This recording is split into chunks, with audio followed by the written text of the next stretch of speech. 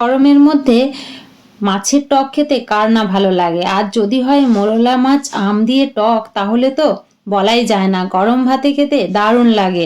আর এই গরমকালে এটা একটা দারুণ রেসিপি। চলো সহজেই বানিয়ে ফেলি মোরলা মাছের টক আম দিয়ে। আমি এখানে পাঁচটা মতো কাঁচা লঙ্কা নিয়ে নিয়েছি। যেরকম ঝাল খেতে ভালোবাসো সেরকমই ঝালটা নেবে। একটা পেঁয়াজ আর একটা আম, যেগুলো আমি সবগুলো কেটে নিয়েছি খুব ভালোভাবে। ঝালের পরিমাণটা নিজেদের মতো লঙ্কা কম বেশি করে নিতে পারো।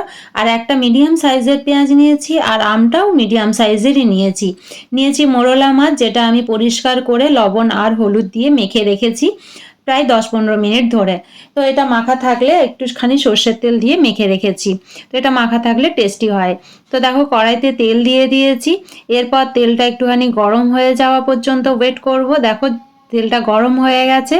তেলটা যখন গরম হয়ে যাবে তখন এরকম হালকা ধোঁয়া উঠবে, তাতেই বোঝা যায় যে তেলটা মাছ ভাজার জন্য তৈরি হয়ে গেছে। এরপর আমি ছোট ছোট মোরলা মাছগুলো দিয়ে দিলাম এইভাবে কড়াইতে, দিয়ে এরপর ভালো করে ভেজে নেব। মাছটা খুব কড়া করে ভাজবো না, আবার যে খুব কাঁচা থাকবে সেরকমও না।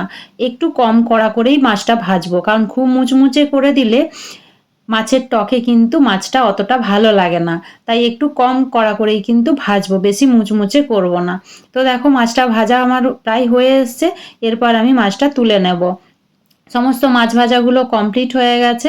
কি সুন্দরভাবে ভাজা হয়ে গেছে, দেখো খুব সুন্দর লাগছে। মোরলা মাছের টক খেতে কিন্তু দারুণ লাগে। তো চলো এরপর বানিয়ে ফেলি টক। সেই কড়াইতেই কিন্তু দিয়ে দিলাম অল্প পরিমাণে সর্ষের তেল। পুরো রান্নাটাই কিন্তু আমি করছি সর্ষের তেল দিয়ে। দিয়ে দিলাম একটা শুকনো লঙ্কা, আর দিয়ে দিলাম একটুখানি সর্ষে, যেটা ফোড়ন হিসেবে আমি ইউজ করছি। এরপর একটু সর্ষেগুলো ফুটফাট করে ফেটে যাওয়ার পর দিয়ে দেবো কেটে রাখা পেঁয়াজগুলো।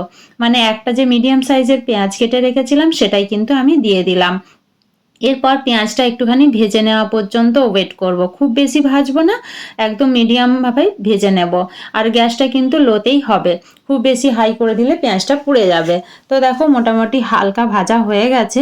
এরপর আমি দিয়ে দিলাম আম আর কেটে রাখা কাঁচা লঙ্কা দিয়ে ভালোভাবে মিক্সড করে একটুখানি নাড়ানাড়ি করে নেব, যাতে খুব ভালোভাবে পেঁয়াজের সাথে মিশে যায় বা তেলের সাথে মিশে যায়। এরপর পরিমাণ মতো হলুদ, আর দিয়ে দেবো লবণ, স্বাদ অনুযায়ী লবণ, আর দেব অল্প পরিমাণে মিষ্টি, মানে একটুখানি চিনি, যাতে পুরো টেস্টটাকে ব্যালেন্স করে। কারণ আম দিয়েছি, টক থাকবে, তো তাই একটুখানি ব্যালেন্স করার জন্য অল্প পরিমাণে মিষ্টি কিন্তু দেওয়া লাগবে, যেটা খেতে অনেকটা টেস্টি হবে।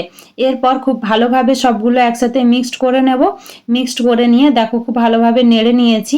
নেড়ে মিক্সড করে নিয়ে পরিমাণ মতো জল দিয়ে দিলাম। আমি এখানে মতো 250 মতো জল ইউজ করেছি, কারণ আমটাও সেদ্ধ হবে ভালোভাবে। সেদ্ধ হয়ে একটুখানি গলে গলে না গেলে কিন্তু খেতে ভালো লাগবে না। তাই আমি 200 থেকে 250 গ্রাম মতো জল দিয়েছি। দিয়ে আমি এটা লো ফ্লেমে কিন্তু রেখে দিলাম। দেখো ঢাকনা খুলে নিয়েছি, আমটা প্রায় সিদ্ধ হয়ে এসেছে। এটা দেখো সেদ্ধ হয়ে গেছে, আর সাথে কিন্তু অনেকটা গলেও গেছে আমগুলো। এরপর ভালোভাবে নাড়ানাড়ি করে আমি দিয়ে দিলাম মোরলা মাছ ভাজা। তো ভাজাটা দিয়ে আমি খুব ভালোভাবে ঝোলের সাথে মিক্সড করে দেবো।